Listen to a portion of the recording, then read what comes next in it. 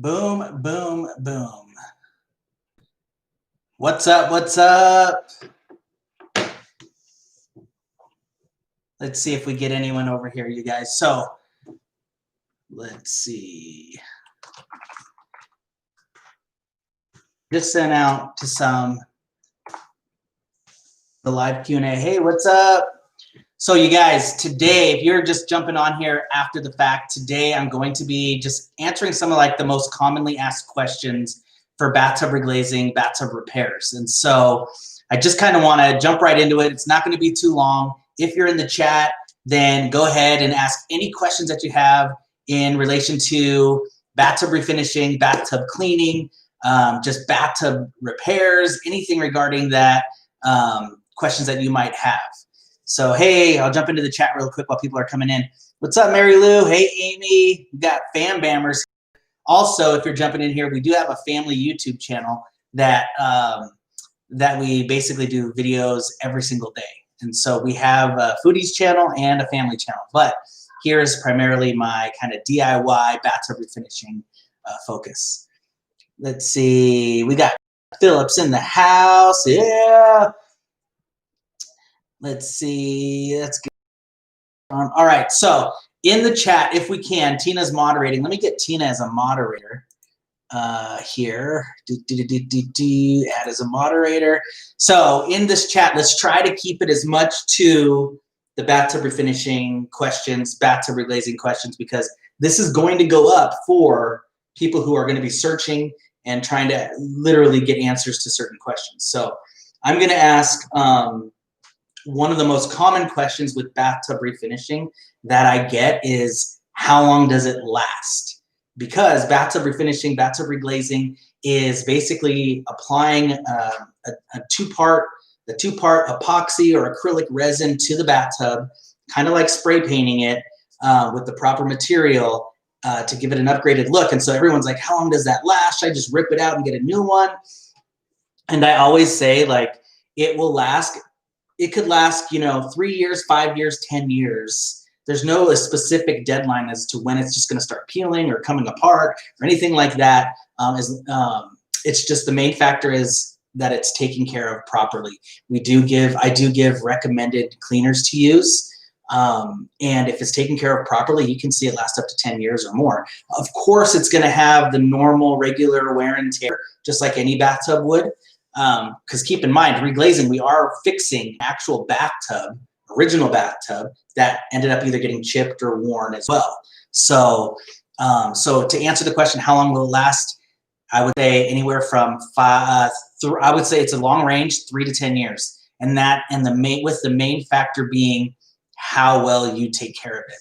And so, let's see if anyone in here has any questions on the bathtubs.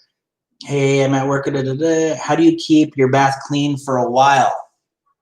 How do you keep it clean for a while? I would say clean it regularly and make sure that soap scum doesn't build up. One of the biggest contributing factors to a dirty tub is the soap scum, is that it dries and then dirt catches to it much easier. So you have to do your best to get rid of soap scum that's caused from either shampoo residues. Certain soaps just have a lot of dried soap scum. I believe Zest is actually one that doesn't have as much. And so you just try to find the soaps and make sure you rinse off your showers regularly so that way dirt doesn't catch to it. Because once it catches to it, then it's much harder to clean it. It dries, and then you have to completely soak it and soil it before you can start scrubbing. And then a lot of people don't do that. And then they'll start scrubbing on it after a little bit of water. It's not soiled, and then it's still dry, and it ends up affecting the finish of the tub. You have to go real hard or use abrasive cleaners to get it off, and then you either doling out or scratching your tub. Let's see, which bathtub cleaner would you use? I personally, when I'm doing tubs and cleaning them, getting them ready, and I'll even show you on ours in a video coming up how to just do a regular standard cleaning of the tub.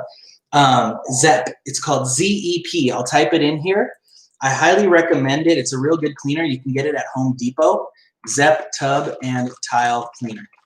Real good. You can also use soft scrub with lemon, putting it in the chat. soft scrub with lemon. Bleaches over time will dull out the porcelain or dull out the enamel over time when it's scrubbed. Not immediately, but you want to kind of stay away from bleaches if possible, and stick with those kind of liquid cleaners. A refinished or reglazed tub you want to take care of almost like you would your car.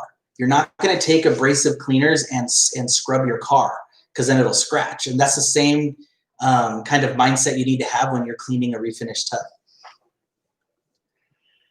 Let's see, Comet or Ajax good for your tub? I don't think so, Jen. Comet or Ajax, they're abrasive, so you have to think about it in the sense of, number one, if you took Comet or Ajax to your car, it would scratch it. It's like having little small granules of sand in a sense, not as coarse, but over time, regular use of that, it could dull out your finish. It may not, if it's like an enamel, a metal tub, it may not dull it out right away, but over time it will.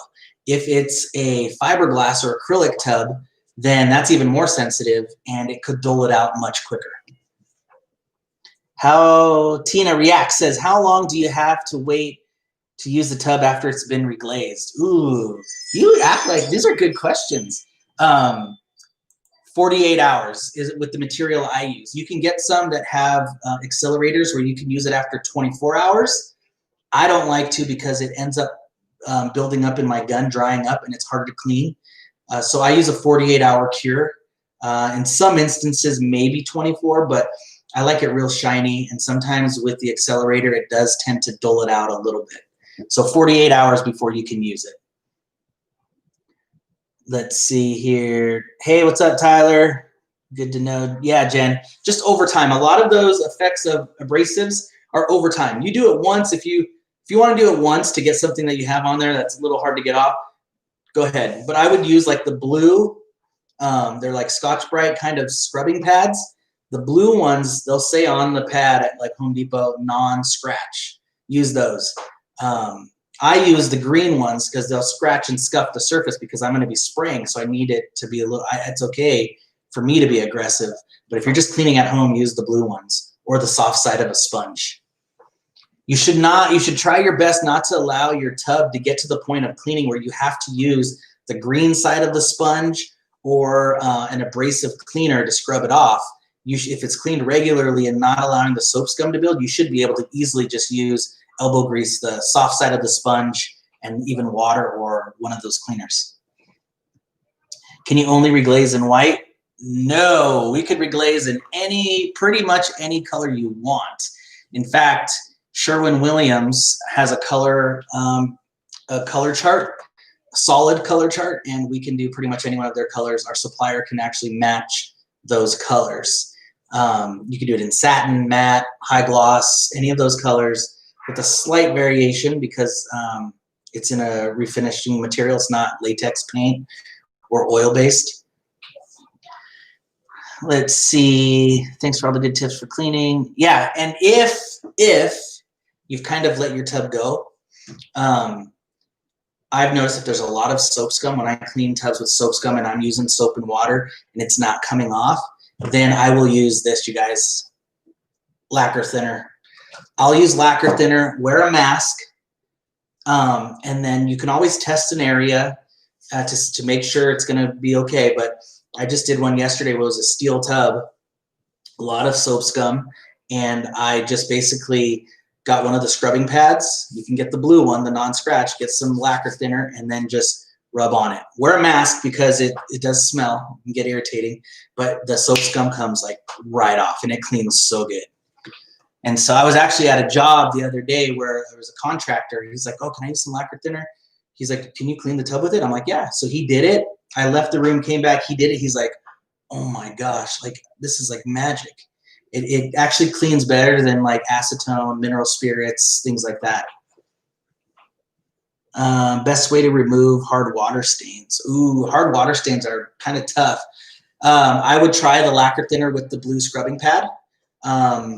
Also, if it's like, yeah, I would try the lacquer thinner and the blue scrubbing pad. Make sure you soil it though. So first what I would do is get water, warm water, If you have a steamer, you can even do that. Steam it, get warm water on it, and let it soil that area a bit so it kind of loosens everything.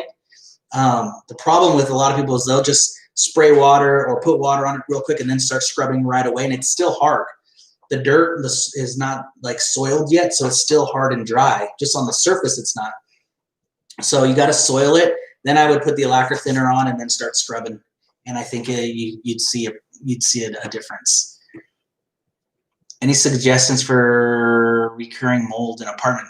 Mold, I don't know. It just depends. If the mold's part of your caulking around the tub, then remove the caulking, get rid of it.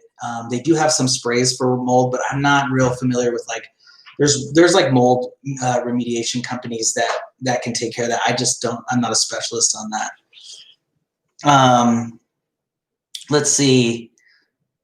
What's the best starter, spray gun, and setup? Ooh, okay. So this bad boy right here, this is very dirty. Okay, so I'm gonna do a video cleaning this. Okay, this is the Maxim 2 HVLP gun, Maxim 2. This is an amazing gun. This is top of the line. To begin on, I would say I have a backup gun, which is the Wagner. You can get it at Home Depot. It's like $150, $200. You can get the Wagner. That one's okay to learn on. But if everything on that gun is plastic, and a lot of the cleaners are lacquer thinners and acetones, that it's better to clean with metal because with the plastic guns, cleaning them out, the plastic with the thinner over time, and it just things expand and contract a little bit, and they end up like breaking in a sense or not functioning as well. But the Wagner startup, that's easy. You don't have to buy a big compressor because the compressor here, which I'm having to get another one, my turbine burnout is about $1,200 for the gun and the compressor. That's you know, just depends if you want to start out big, doing it with the right material, the proper equipment, or you can go with the Wagner from Home Depot, which is the Flexio, Wagner Flexio. That's a decent gun. I will be doing a video coming up soon showing you kind of like toolbox, like bucket tools to have, things that I do that I make sure I have in my truck when I head out to a job. I'll be doing a video on that, so stay tuned for that. Let me see. Here in the chat, trying to see who we got. So let's see. Manifest. Are you a reglazer? Just curious. The shower doors have been hard to get clean. Yeah, shower doors are hard to clean. I would not use lacquer thinner on your shower doors because some of them, the aluminum, some of them are bronzed. You want to make sure anything like that, you want to test an area because wiping it, it could come off. Like the finish could come off. You don't want to do that. The lacquer thinner I'm only recommending on an actual bathtub itself. Best thing you could do for shower door cleaning, no joke, I've worked in the construction industry for a long time. Just call a shower door installation company, just straight up. Just call them and say, what's the best way to clean? Do you have a product that I can put on my, my shower door glass to help prevent water spots, water staining? And what's the best thing to clean the rails or the tracks? And they'll let you know. I'm big on just go to the source. If you want to know how to clean tile, don't ask me, ask a tile guy. You know, that's the best thing you can do. Can you only reglaze tubs, or are there other surfaces? I can reglaze, basically I reglaze bathtubs, sinks. You can reglaze tile. You can reglaze countertops. You could pretty much reglaze any solid surface in a kitchen or bathroom.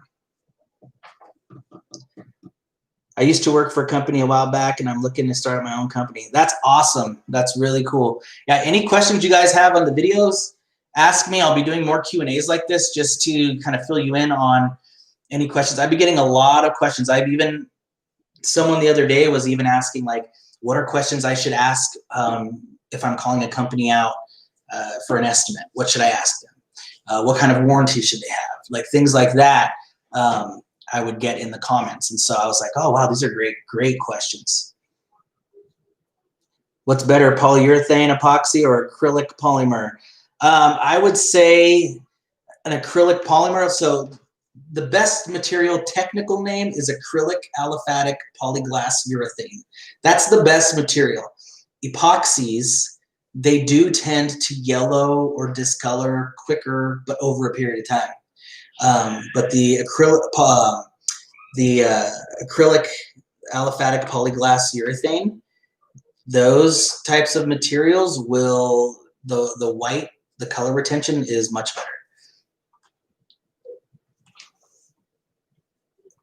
What's up, Kevin? That's a good question. Do you do any spraying, Kevin, or do you have any questions on spraying or like process method? What's up, Jen Forever? I'm horrible at cleaning the tubs, so it can get to the point of embarrassment with the rust. Yeah, rust. Yeah, that's tough. You want, obviously, rust. You don't want. It's similar to a car. You don't want exposed metal to water, because then it will, or even like cool air, moisture, it will basically start to rust out, and the rust will spread, and it'll start eating through the surface, even creating a hole. So if you have rust right now, that's something you should consider repairing. Whether it's maybe send me a picture, and you could see like the rust, depending on how it is. You could either repair it by spraying on a little rust inhibitor, and then filling in the area that's chipped, and then patching it. But you do want to take care of that soon. Let's see, any suggestions for recurring mold in an apartment in the shower? Around the shower, Jen? Like at the bottom, or what? Where in the shower? Yeah, I spray. That's awesome. What do you spray? What material? I've used Midwest Chemicals, Napco. I currently use like local at Sherwin-Williams Krylon Tub and Tile. I like that. It's real thick. Resurface Solutions, resurfacing.com I've used. Some good materials. Yeah, Midwest is good. Midwest is real good. I like Midwest because they're a 1-to-1 ratio with the material, so it's so much easier to measure just 1-to-1 instead of going like 4-to-1, 3-to-1, all of that. It's just, and to me there's less waste because I can just go 2 ounce, okay, 4 ounce. Smells terrible. Yeah, they all have their own smell. Some of them are sweeter to me. Like, I'm used to all the smells, but make sure you wear your respirator. That's definitely important. Thank you, Grateful MC. Yeah, Kevin, so where are you located? What state, what city? That's cool. I love chatting with other reglazers. So right now I'm curious, out of anyone here in the chat, in your home, what is one surface that you wish you could have like reglazed or freshened up? Your kitchen sink, your bathroom sink, your shower, your bathtub, your tile around your bathtub. I'm curious which one. What's the house and compressor setup you have? I have the Titan. I have the Titan 75. I used to have the Titan 95, but I have the Titan Cap Spray 75 with the Maxim 2 gun. So this gun's dirty right now, which I'm going to show a video on how to clean it out, take it all apart, just taking all the gun pieces apart. You guys, this has been kind of sitting because my turbine burnt out, so I've got to get a new one. Shower. Belinda says tub, shower. Weird question. Can you reglaze toilets? Yeah, you could definitely reglaze toilets because they're usually ceramic. They're the same material as like a bathtub. Some are cast iron. The problem with toilets is the bowl, where there's the sitting water and down the bowl. So like you could spray the bowl, but up where the water comes out, like up under the lip, you can't spray that. So wherever you spray, there's going to be kind of a real phased out little area, and water could get under and it could cause it to peel. Or down at the bottom, you can't get your gun all the way down the drain per se of the tub. So you're gonna have to stop somewhere, and then at those weak areas, water can cause it to lift, and then you can have a problem. So usually if someone's like, I want my toilet sprayed, I don't want to buy a new one, because I'll say just spend the money on buying a new one. They're like, I don't want a new one. Then we'll say I could spray it, but not the inside of the bowl, or there's no warranty on inside of the bowl, which I don't know why anyone would want to do that.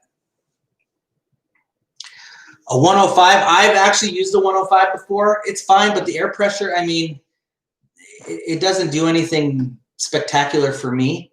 I think that's with the, isn't that with the high and low pressure you can have, the switches? I adjust my air pressure. I adjust my air pressure here. And so I don't need to, I just put it on or high and then adjust accordingly there. Some guys, you know, take this out, don't even have the air pressure adjustment, and they'll run the hose right to the top. But a top feeder, I don't like that. Or higher, too much overspray. No, not if you control it. So I have a video on on how I measure out my settings on the gun. You know, I have 11 o'clock, 8 o'clock, or 12 o'clock, or what have you. It reduces overspray, but you're also using an exhaust fan. So if there's overspray, I cover everything up, and then you have your exhaust fan that'll suck the fumes outside. Yeah, when you atomize the paint, the air pressure, so you have paint, right? The air pressure blows and breaks up the paint into small little tiny particles. The higher the air pressure, the smaller the particles, which means the drier it is, the lighter the paint, and more overspray. So I always go heavy. I try not to have as much air pushing through. Ever work on a tub shower in a mobile home, different from in the house? No, usually it's a little tighter depending on the size of the bathroom, but the materials are usually the same. A lot of mobile homes have acrylic or fiberglass inside. Very few will have metal tubs. I just saw you have a video on fixing a crack in the fiberglass tub. I'm gonna have to watch that. I would love a whole bath makeover. Yeah, that's awesome. Yeah, go check out that video, watch and see. I've had a lot of people commenting that they're doing those steps and it's working for them. And so just follow the steps and don't try to shortcut things or you know, do things half-a. How long is the process? I love having my wife here. She's asking some fun questions. How long is the process? The process for a bathtub, regular bathtub, no major repairs, will take anywhere from 2 to 4 hours to do the work. And then after that, it takes 48 hours for it to cure and dry. Did you ever work on a tub shower? Yeah, sorry, I saw that. Let's see. What compressor setup do you have, Manifest? I'm curious. Let's see. Kevin says, my Fuji gun does not have the regulator, just the fan adjustment, so I have no use regulator on my hose when I do design or countertop. Okay. Yeah, that's tough. So, like, do you do speckled?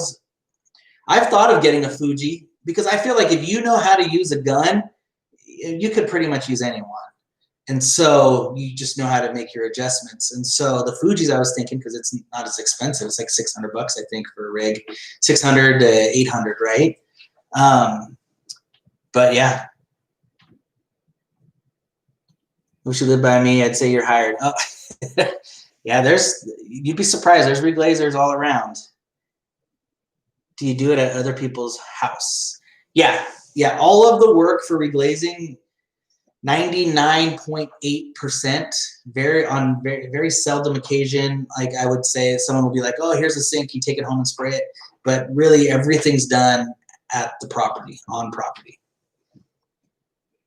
How'd you get into reglazing? I was actually hired by a company. I used to be a project manager for kitchen remodels. And I was hired by a company to start their construction division. And it was a reglazing company. So they hired me to start their kitchen remodeling division. And while I was there, I started managing their reglazing. And so I learned that. And then after that, I was hired at another company to start their reglazing company for their construction business. And then in 2008, I was laid off. And then I was like, oh, shoot, I got to do something. So I started the refinishing business. Let's see. How'd you get into, do you do it other? Cool, you guys. So any more questions? I just want to jump on here this is the first time I've done this. I've got like 5 more minutes before I'm going to cut out and just do a 30-minute Q&A, but hopefully this kind of brings up some more questions that you might have when you're looking at your surfaces, so you can ask me next time. And I will have better lighting. I don't have the good lighting in here right now. Kind of dark. I'm in a cave. Let's see.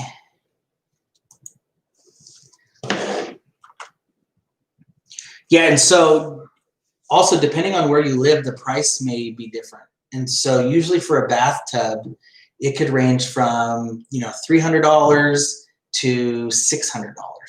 So a lot of it just depends on where you're at. I personally charge about $300 for a bathtub without any major repairs or anything like that. Do you mostly work with homeowners, and have you worked with apartments complex before? Yeah, apartment complex, hotels, real estate agents, homeowners. Yeah, I do. You can work with anybody. There's a big, big market for it. Do you have to remove the plumbing fixtures before reglazing? I don't remove it. I leave it up to the homeowner. I always tell them, hey, if you don't have them removed, I'm just going to tape off around them. And so the ideal scenario is to have them off when I'm spraying. And then if you take off your old and put on your new, some customers are like, no, I don't want to pay for a plumber to remove it, and I don't want to come and move them and put the same ones back on, so just tape off around it. So I do that, and then I caulk all of the seams when I'm done. So amazing question, Tina Reacts. Amazing. See you, Rain. Does weather affect the conditions, heat, humidity, rain? No, not necessarily. Maybe the curing process a little bit, but not necessarily the heat. I mean, the weather. I mean, no. Should be fine. Let's see, I don't have anything right now. What's great starter kit to start up my business with? Oh, I'll do a video on that coming up, or I'm actually thinking of kind of making a kit that that people can purchase, but that might be coming out later. Shower door. Yeah, so yeah, because, you know, also with the business, there's other things. There's, you know, business licenses, there's licensing, there's, you know, DBAs, names, all that stuff. Is that the type of stuff you're talking about too, or just equipment? Sorry, I'm looking at the chat. A couple more minutes, you guys. Any last questions? Hey, I really appreciate everyone here just kind of jumping in and participating. Go check out the videos I have up and see which ones might apply to you. See if you look at any of the surfaces and you're like, oh, wow, that's mine. And then you can look and see how maybe to care for it or fix it. Or it may bring up some questions on how you can better care for your surface. Let's see, bath mats okay to use? Oh, good question. Man, this Tina Reacts, you guys, seriously, it's almost like she knows someone who's familiar with the process. Bath mats will void a warranty. I do not know of a company that will allow you to use bath mats and still warranty the tub, because the suction, you can use bath mats without suction cups, but not bath mats with suction cups, because over time it will pull on the surface. Not immediately, but over time, you have to think about it. You've got a coating that's bonded, but over time you have something just kind of pulling, and then eventually it could break it. And so do not recommend using bath mats with suction cups on reglazed surfaces. However, there are bath mats that have air pockets that are okay with reglazed surfaces.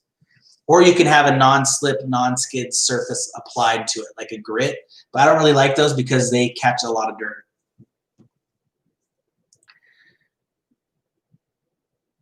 Let's see. All right, you guys. Oh, so let's see. Kevin's last question. I always thought you went to the NAPCO school for some reason. I also hate occupied units and the people that use bath mats. Yeah. So I did not go or get trained by NAPCO. I've used their products. I've just been in the industry for what, probably a good 15 years. I've been in the industry, so I've learned a lot just being out on the field. And yeah, occupied units, they're a little more stressful. You have to cover up a little more just because someone's living there. If it's vacant, there's less to cover up, less to move out. Yeah, but that shouldn't affect the quality of your work. Thank you, Tina Reacts. I'm gonna go check out your channel, and everyone else should too. I'm so glad you learned more. Thanks, Amy. All right, you guys, I'm gonna head off. Thanks again, and like I said, if you have any questions, still put them in the comments down below, but go check out some of the other videos, and in those comments, say that you came from the live. All right, you guys, thanks for watching. I'll see you next time.